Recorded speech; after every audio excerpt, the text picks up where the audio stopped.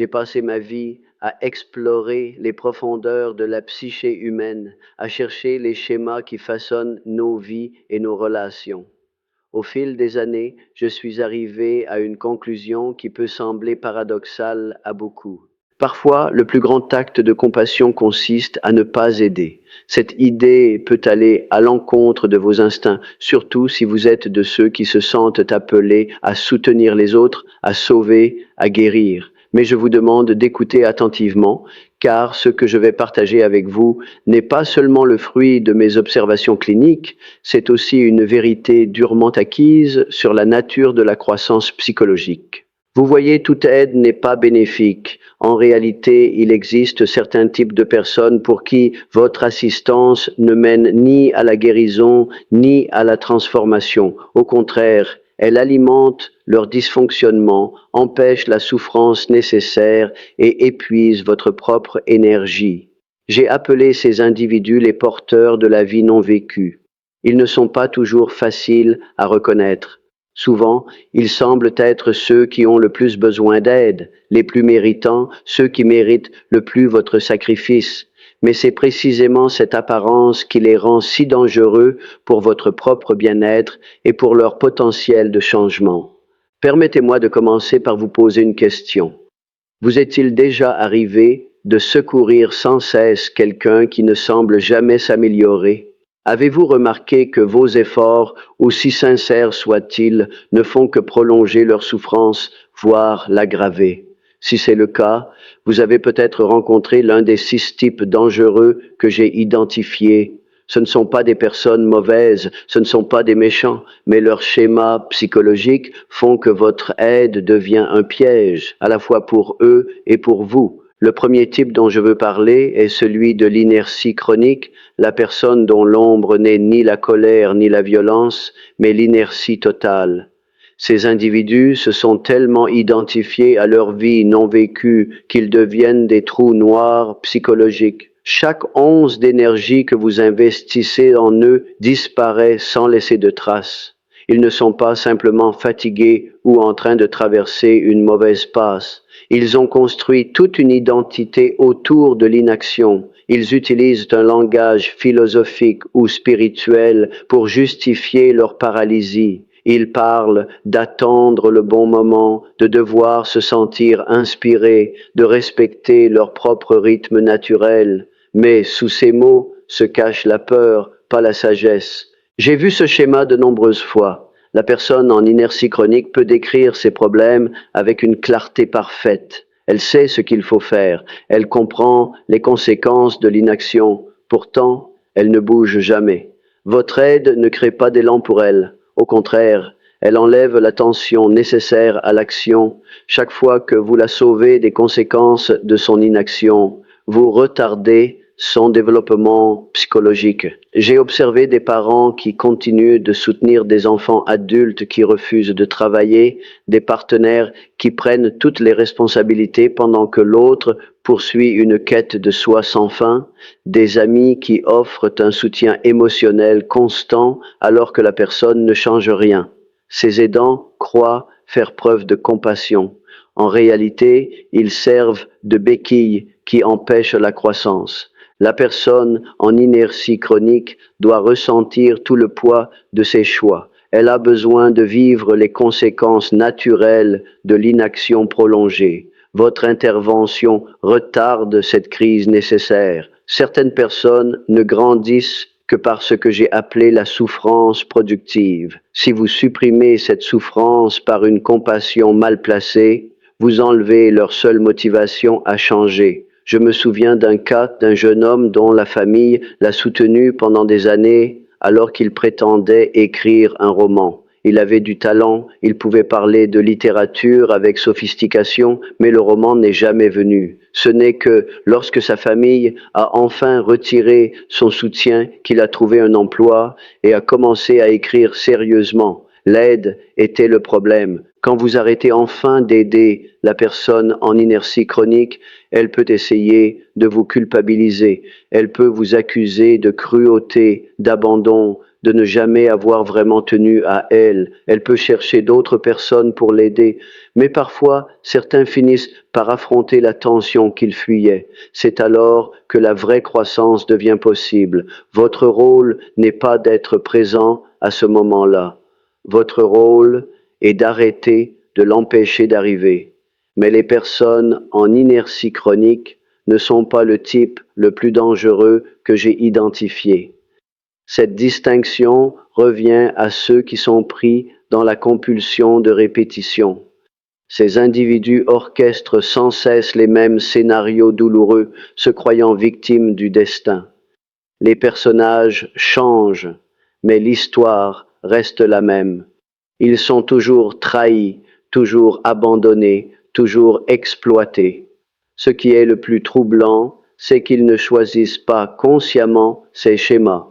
Ils sont inconsciemment attirés par des personnes qui vont jouer des rôles précis dans leur drame psychologique. Ils possèdent un radar incroyable pour repérer exactement les mauvaises personnes. Dans une pièce pleine de gens sains et une seule personne qui va recréer leur traumatisme, ils seront attirés par cette personne. Ce n'est pas de la malchance, c'est une architecture psychologique inconsciente. Les accros à la répétition émettent des signaux subtils que les personnes saines évitent, tandis que les personnes blessées les reconnaissent. Ils affichent leurs blessures d'une manière qui attire les prédateurs et repousse les protecteurs. Ils posent des questions pour identifier qui va les blesser comme d'habitude. Ils testent les limites pour trouver ceux qui vont les franchir. Ce n'est pas qu'ils veulent la douleur, ils sont simplement plus à l'aise avec une douleur familière qu'avec une croissance inconnue. Voici où cela devient dangereux pour les aidants. Quand vous essayez de sauver quelqu'un pris dans la compulsion de répétition, vous ne l'aidez pas à sortir de son schéma. Vous prenez un rôle dans son drame, généralement celui du sauveur qui finira par devenir un autre méchant. J'ai vu cette transformation de nombreuses fois. L'aidant commence avec une vraie compassion. L'accro à la répétition semble reconnaissant, semble progresser, puis quelque chose change. L'accro a inconsciemment besoin que vous le trahissiez pour compléter son histoire. Il commence à vous provoquer, à vous tester, à mal interpréter vos actions jusqu'à ce que vous craquiez sous la pression ou que vous partiez d'épuisement. Dans tous les cas, vous devenez une autre personne qui l'a blessé. Vous vous demandez peut-être pourquoi ce schéma persiste avec autant d'obstination. La réponse se trouve dans l'inconscient. L'accro à la répétition n'a pas conscience de son propre rôle dans la recréation de sa souffrance. Il est convaincu que la vie est simplement injuste, que les autres sont toujours responsables. Quand vous posez une limite pour vous protéger, il dit que vous l'avez abandonné au moment où il avait le plus besoin de vous. Quand vous exprimez des inquiétudes sur ses choix, il affirme que vous êtes contrôlant et dans le jugement, comme tout le monde. Quand vous prenez du recul pour le laisser affronter les conséquences, il raconte aux autres que vous n'avez jamais vraiment été là pour lui. Le scénario est déjà écrit. Vous ne faites que jouer un rôle qui a été attribué bien avant votre arrivée. Mon conseil pour ceux qui croisent la route des accros à la répétition est radical. Ne montez pas sur scène. N'auditionnez pour aucun rôle dans leur drame. La seule solution sûre est de refuser de participer complètement. Ces personnes ne peuvent briser leur schéma qu'avec une intervention thérapeutique professionnelle et une réelle volonté d'examiner leur propre responsabilité dans la recréation du traumatisme. Votre aide, même pleine de compassion, ne peut pas remplacer ce processus. La thérapie fonctionne là où l'amitié échoue, car la relation thérapeutique possède des limites intégrées qui empêchent l'aidant d'être absorbé dans le schéma. Le thérapeute ne sauve pas, ne s'implique pas émotionnellement, ne prend pas la responsabilité des choix du patient. Cette structure permet enfin au schéma de devenir visible pour la personne qui y est piégée. Le troisième type que j'ai identifié est peut-être le plus insidieux, car il est parfaitement déguisé. Ce sont les perfectionnistes identifiés à leur persona, des individus qui ont investi toute leur énergie psychique à maintenir une image extérieure sans faille, tandis que leur vrai moi s'étouffe dans l'inconscient. Tout le monde porte un masque social. C'est la persona dont nous avons besoin pour fonctionner en société. Mais ces personnes ont commis une erreur catastrophique. Elles ont confondu le masque avec leur identité. Elles sont devenues la performance et ont perdu le contact avec l'acteur. Cela crée ce que j'appelle le problème de la personne parfaite, quelqu'un d'aussi adapté aux attentes sociales qu'il a coupé tout lien avec son vrai moi et son ombre. Comment les reconnaître? Ils affichent une perfection sociale troublante. Ils savent toujours quoi dire, quelle émotion montrer, quelle réaction avoir dans chaque situation. Mais il y a quelque chose de creux dans leur présence. Les interactions ont une qualité artificielle, même si elles sont techniquement parfaites. Ils ne semblent jamais avoir de mauvais jours, de réactions inappropriées ou d'incohérences humaines. Observez-les attentivement, vous remarquerez la dimension théâtrale. Leurs expressions faciales arrivent avec un léger décalage, comme s'ils choisissaient la bonne réaction au lieu de la vivre naturellement. Ils reflètent votre énergie avec une précision troublante, devenant exactement ce que chaque situation sociale exige. Ils parlent avec des phrases qui semblent profondes mais ne révèlent rien d'authentique. Les conversations avec eux sont étrangement épuisantes, même si elles sont agréables en surface, car vous interagissez avec une construction, pas une personne. Leur maison, leurs réseaux sociaux, toute leur vie sont organisées comme des vitrines de perfection. Mais derrière cette mise en scène se cache un vide terrifiant. Ces personnes ont rejeté tant d'aspects d'elles-mêmes dans la quête de l'image parfaite qu'il ne reste presque plus de vrai soi. Toutes ces parties rejetées s'accumulent dans l'inconscient, créant une pression. Voici ce que j'ai découvert et qui vous fera gagner des années d'efforts inutiles. Votre aide est toujours perçue comme une menace pour leur image parfaite. Vous ne pouvez pas aider quelqu'un qui n'a aucun contact conscient avec ses vrais problèmes, car reconnaître un problème fissurerait la persona qu'il a mis des années à construire. Quand vous essayez de les aider, ils n'entendent pas de l'inquiétude, ils entendent du jugement. Ils interprètent votre offre de soutien comme la preuve que vous avez vue à travers leur masque. C'est pourquoi les personnes identifiées à leur persona sont immunisées contre l'aide. Vos tentatives d'assistance déclenchent des réactions défensives bien plus intenses que le problème initial. Elles préfèrent maintenir l'illusion de perfection plutôt qu'accepter une aide qui impliquerait l'existence d'une imperfection. Ces personnes s'entourent souvent de gens qui valident le masque, des membres de la famille qui louent leur force, des amis qui admirent leur grâce sous pression, des communautés qui célèbrent leur exécution parfaite des attentes sociales. Quiconque remet en question la performance est systématiquement exclu. Plus la persona est parfaite, plus l'explosion de l'ombre sera catastrophique. Toutes ces parties rejetées ne disparaissent pas. Elles s'accumulent dans l'inconscient comme une pression dans une cocotte minute. Un jour, cette pression trouve une issue. Le parent parfait fait une dépression et abandonne sa famille. L'employé modèle commet une fraude. Le guide spirituel se retrouve au cœur d'un scandale. Le conjoint dévoué a une liaison qui détruit tout ce qu'il a construit. J'ai documenté ces explosions à maintes reprises. Plus la persona est haute, plus la chute est destructrice. Les personnes identifiées à leur persona vivent souvent l'éruption de leur ombre, comme si cela arrivait à quelqu'un d'autre, comme si elles étaient possédées par une force étrangère à leur identité. D'une certaine façon, c'est le cas. Elles ont nié ces aspects à tel point que, lorsqu'ils émergent, c'est avec une force écrasante. Que se passe-t-il pour leurs proches lors de ces crises? Ceux qui sont le plus proches des perfectionnistes sont souvent pris au dépourvu. Ils n'avaient aucune idée qu'il y avait un problème, tant la performance était convaincante. L'explosion semble surgir de nulle part, mais je sais qu'elle couvait depuis des années, voire des décennies.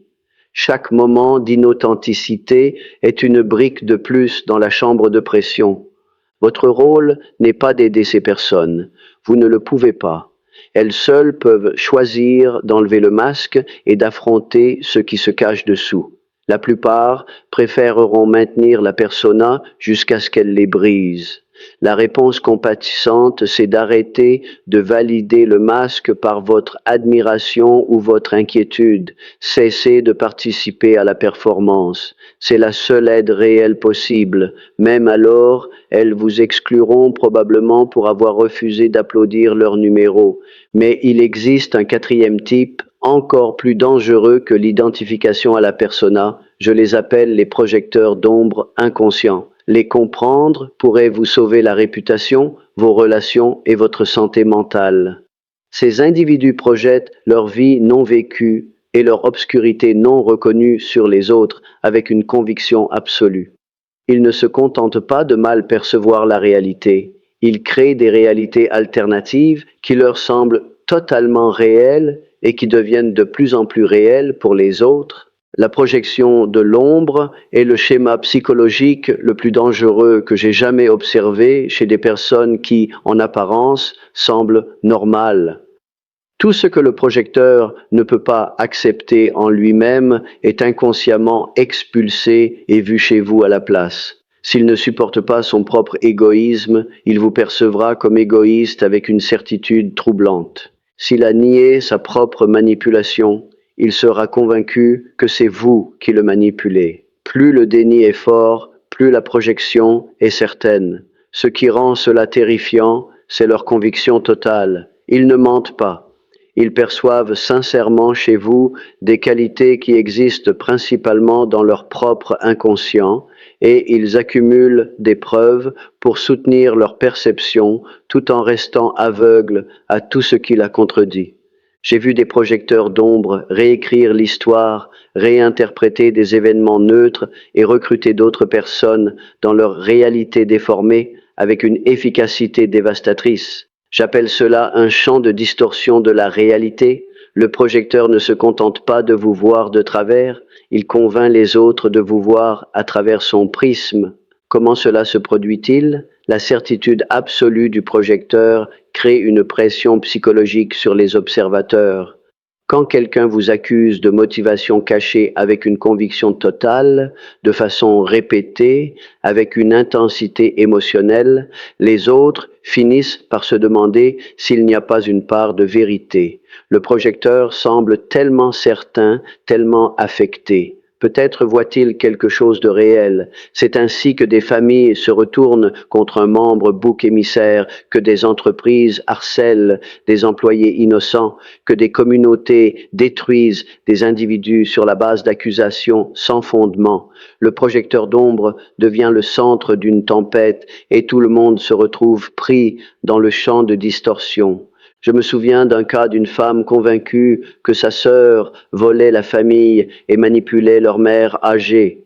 Elle pouvait citer des dizaines d'incidents comme preuve. La gentillesse de la sœur était de la manipulation, sa générosité de la culpabilité, son attention du contrôle. La femme a recruté d'autres membres de la famille dans cette perception jusqu'à ce que la sœur soit pratiquement excommuniée. Des années plus tard, après une thérapie intensive, elle a réalisé avec horreur que toutes les qualités qu'elle voyait chez sa sœur étaient en réalité sa propre ombre niée. C'était elle qui manipulait et contrôlait, mais elle était tellement convaincue de ses perceptions qu'elle a détruit la relation de sa sœur avec toute la famille à cause d'une projection. Votre aide ne peut pas traverser la projection de l'ombre.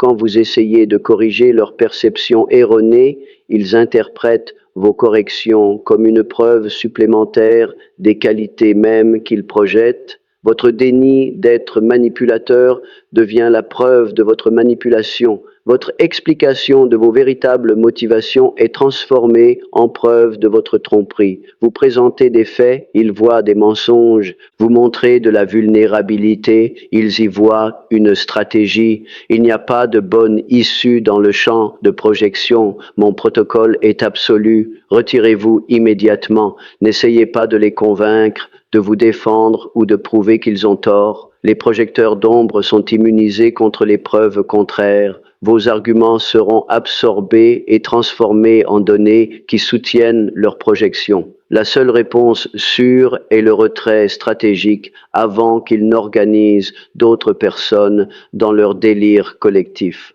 L'aspect le plus glaçant des projecteurs d'ombre est leur capacité à recruter ce que j'appelle le collectif dans leur réalité déformée. Ce sont les singes volants, les personnes qui croient au récit du projecteur et deviennent les exécutants de la projection. Ils n'ont jamais vécu eux-mêmes les soi-disant terribles qualités que l'on vous attribue, mais la conviction du projecteur est si puissante, sa détresse émotionnelle si authentique que ses acteurs secondaires acceptent la projection comme un fait. Soudain, vous ne faites plus face à une seule perception déformée, mais à tout un système organisé autour d'un mensonge. Mon protocole d'extraction comporte plusieurs étapes.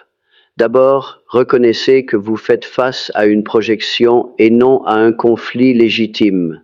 Ensuite, documentez tout pour votre propre santé mentale, car ils réécriront l'histoire.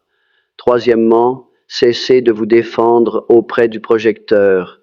Quatrièmement, maintenez votre réalité avec des personnes extérieures au champ de projection. Cinquièmement, retirez-vous complètement si possible. Sixièmement, acceptez que vous ne pouvez pas régler cela par la raison, les preuves ou la compassion. Le projecteur doit faire son propre travail d'ombre. Vous ne pouvez pas le faire à sa place. Les projecteurs d'ombre ne détruisent pas seulement des relations individuelles, ils empoisonnent des systèmes entiers. Les familles s'organisent autour de leurs projections. Les entreprises harcèlent des employés innocents. Les communautés détruisent des individus sur la base d'accusations projetées sans fondement.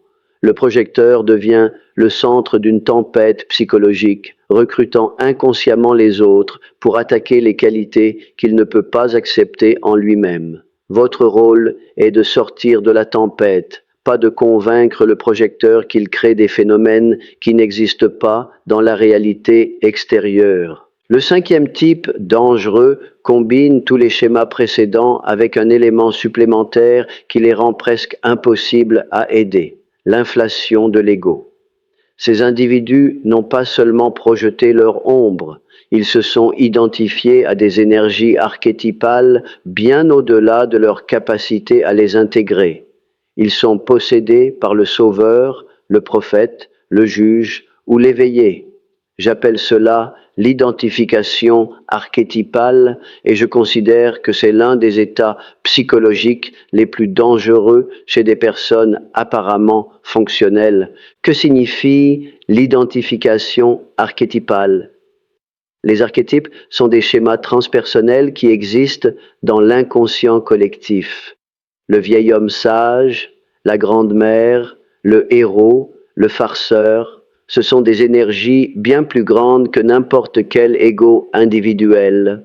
Dans une psychologie saine, nous pouvons accéder à ces schémas temporairement sans les confondre avec notre identité personnelle.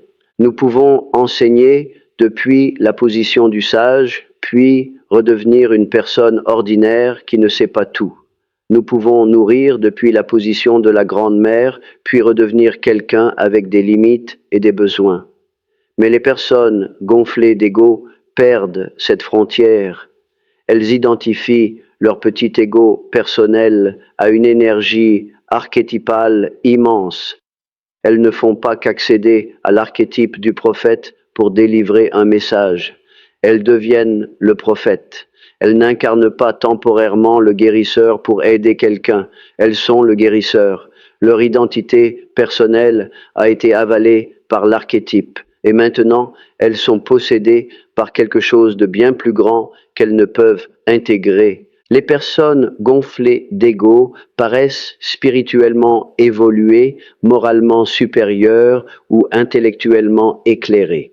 Cette élévation apparente les rend infiniment plus dangereuses que les narcissiques évidents, car les gens se soumettent volontiers à leur autorité. Les suiveurs ne réalisent pas qu'ils ont affaire à quelqu'un dont l'ego s'est identifié à des contenus transpersonnels qu'il ne peut pas vraiment contenir. Il existe des signes avant-coureurs que j'ai observés en détail. La personne gonflée d'ego ne doute jamais de ses propres motivations tout en restant totalement aveugle à son ombre.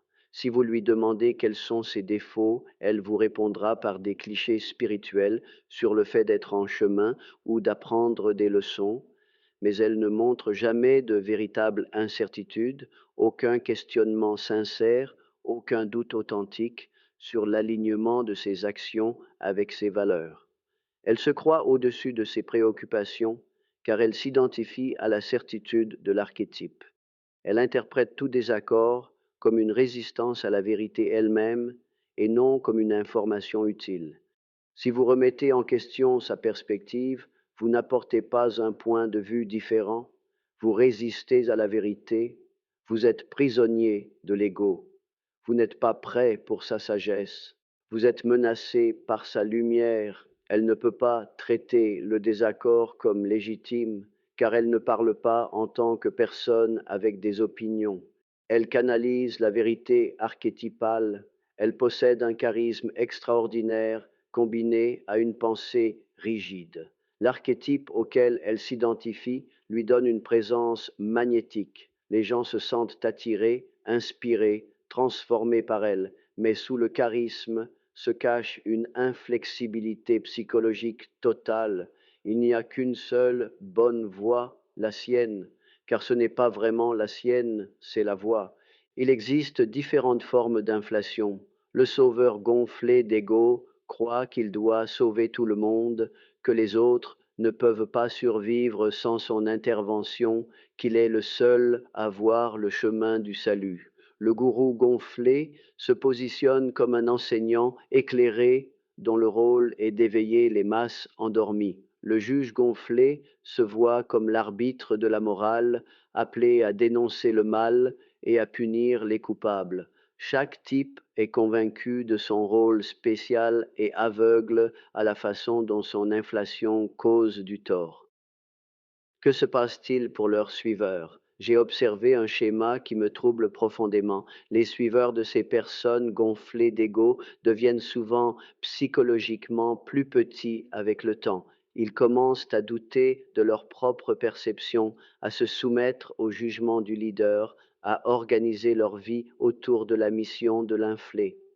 Ils perdent le contact avec leur propre autorité intérieure, car ils l'ont entièrement projeté sur le leader. Cela crée un système de codépendance où la diminution des suiveurs nourrit l'inflation du leader. Votre aide ne peut pas atteindre une personne gonflée d'ego, car elle se perçoit comme au-dessus de toute aide. C'est elle qui aide les autres. C'est elle l'éclairée qui enseigne aux ignorants. Toute suggestion qu'elle pourrait avoir besoin d'aide est interprétée comme votre incapacité à reconnaître son état supérieur. Les personnes gonflées d'ego finissent par s'effondrer sous la tension psychique d'avoir identifié leur petit ego à des énergies archétypales. La persona ne peut pas supporter indéfiniment le poids de l'archétype, mais avant de s'effondrer, elle cause souvent des dégâts dévastateurs à leurs suiveurs.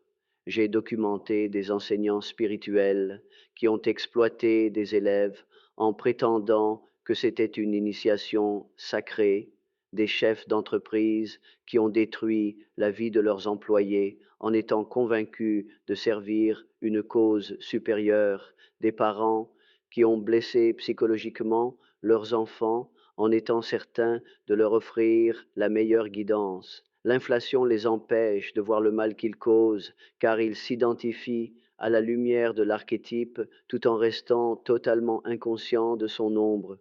Quand l'effondrement arrive enfin, il est souvent spectaculaire. Le sauveur se révèle être celui qui avait besoin d'être sauvé. Le gourou se montre profondément ignorant. Le juge est découvert coupable de ce qu'il condamnait chez les autres.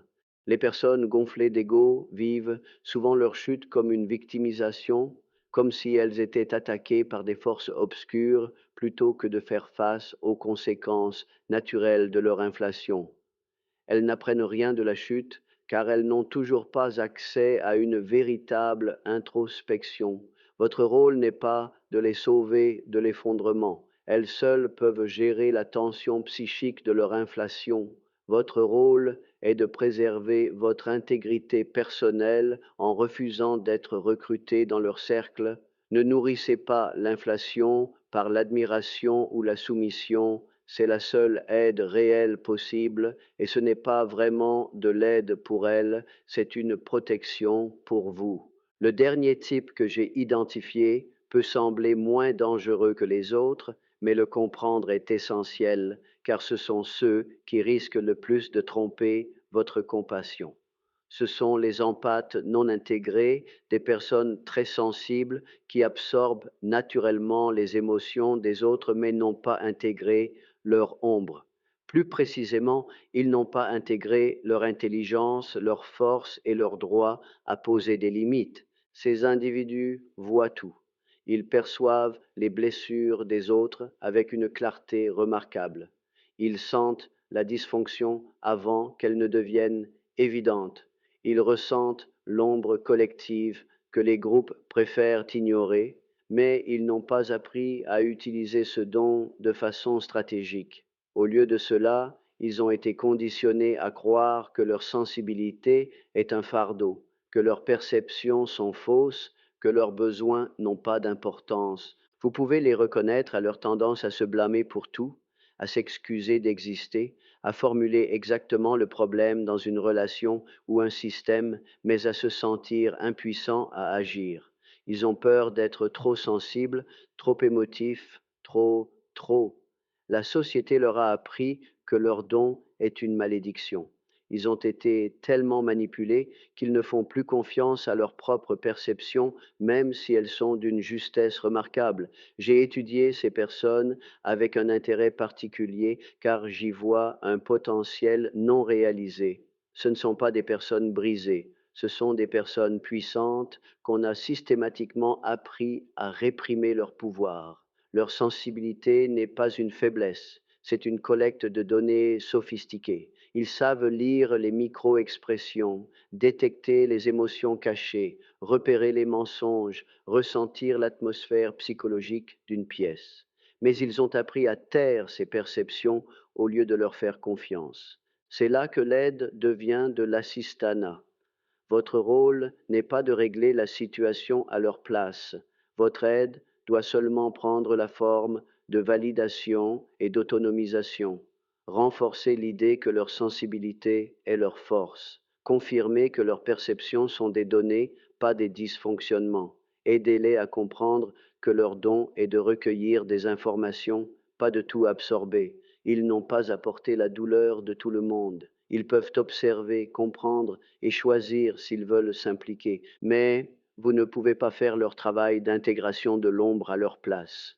Ils doivent vivre leur propre moment de clarté, cet instant où leur capacité à reconnaître les schémas dépasse enfin leur besoin de croire au meilleur chez les autres, ce moment où ils cessent de se taire et commencent à faire confiance à leur perception.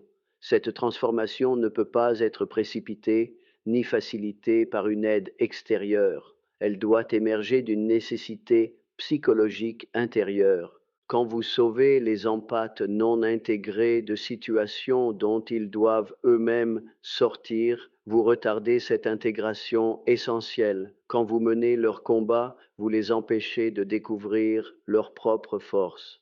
Quand vous validez leur posture de victime au lieu de leur puissance, vous les maintenez prisonniers du schéma qu'ils doivent dépasser. L'aidant qui continue de sauver l'empathique empêche son éveil.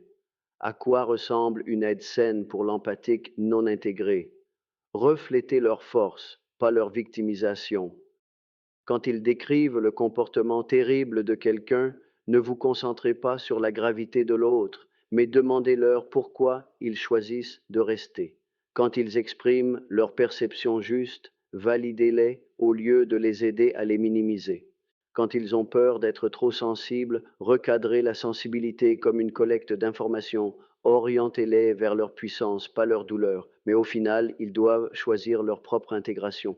Vous ne pouvez pas la forcer, vous ne pouvez pas les sauver malgré eux. Le moment de clarté arrive quand il doit arriver et ils doivent traverser leur propre intégration de l'ombre seuls. Votre rôle est d'arrêter d'empêcher ce processus par une aide mal orientée. Voici ce que j'ai découvert sur ces 6 types dangereux. Dès que vous cessez de les assister, vous les forcez à affronter la tension psychologique nécessaire à leur croissance. Ce n'est pas de la cruauté, c'est la seule forme de vraie compassion. La vraie compassion n'est pas de réduire la souffrance de l'autre, mais d'honorer sa souveraineté et son droit à affronter ses propres défis. Les aidants qui apprennent enfin à retirer leur énergie de ces 6 types ne deviennent pas froids ou déconnectés. Ils deviennent ce que j'appelle sélectivement empathiques, toujours profondément bienveillants, mais stratégiquement protecteurs de là où va leur énergie. Ils apprennent que le plus grand service n'est pas de se sacrifier pour ceux qui ne veulent pas être sauvés, mais de protéger leur propre lumière pour qu'elle puisse vraiment éclairer au lieu d'être aspirée dans des trous noirs psychologiques. Les inertes chroniques ont besoin de conséquences, pas de coussins. Les accros à la répétition ont besoin d'une intervention thérapeutique, pas d'un nouveau rôle dans leur drame. Les perfectionnistes de la persona ont besoin de craquer, pas de recevoir plus d'admiration pour leur masque. Les projecteurs d'ombre ont besoin d'espace, pas de vos tentatives de correction. Les prophètes gonflés d'ego ont besoin de s'effondrer, pas de gagner plus de suiveurs. Les empathes non intégrés ont besoin d'autonomie, pas d'être sauvés. Votre aide, même bien intentionnée, empêche la transformation dont ces personnes ont besoin. Votre plus grande contribution au monde n'est pas d'aider tout le monde, mais de développer la sagesse de distinguer ceux qui veulent vraiment se transformer de ceux qui veulent seulement qu'on entretienne leur schéma. La plupart des gens ne veulent pas vraiment changer. Ils veulent que leur douleur cesse, mais que leur schéma continue. Votre intervention compatissante permet souvent exactement cela. Vous réduisez leur douleur en dessous du seuil nécessaire au changement, tandis que leur dysfonctionnement continue intact. Les 6 types que j'ai identifiés ne sont pas votre responsabilité à réparer. Ils sont votre responsabilité à reconnaître et à éviter stratégiquement, non par jugement ou supériorité, mais par sagesse psychologique sur la façon dont la transformation se produit réellement. Les gens changent quand la douleur de rester les mêmes dépasse la douleur du changement. Votre aide réduit souvent cette douleur nécessaire en dessous du seuil du changement. Éloignez-vous des inertes chroniques. Refusez les rôles dans les drames de répétition. Cessez de valider les personas parfaites. Retirez-vous des projecteurs d'ombre. Ne suivez pas les prophètes gonflés d'ego. Donnez du pouvoir, mais ne sauvez pas les empathes non intégrés. Ce n'est pas de l'abandon, c'est la forme la plus élevée de respect. Vous honorez leur capacité à affronter leur propre travail psychologique tout en protégeant votre énergie pour ceux qui veulent vraiment se transformer.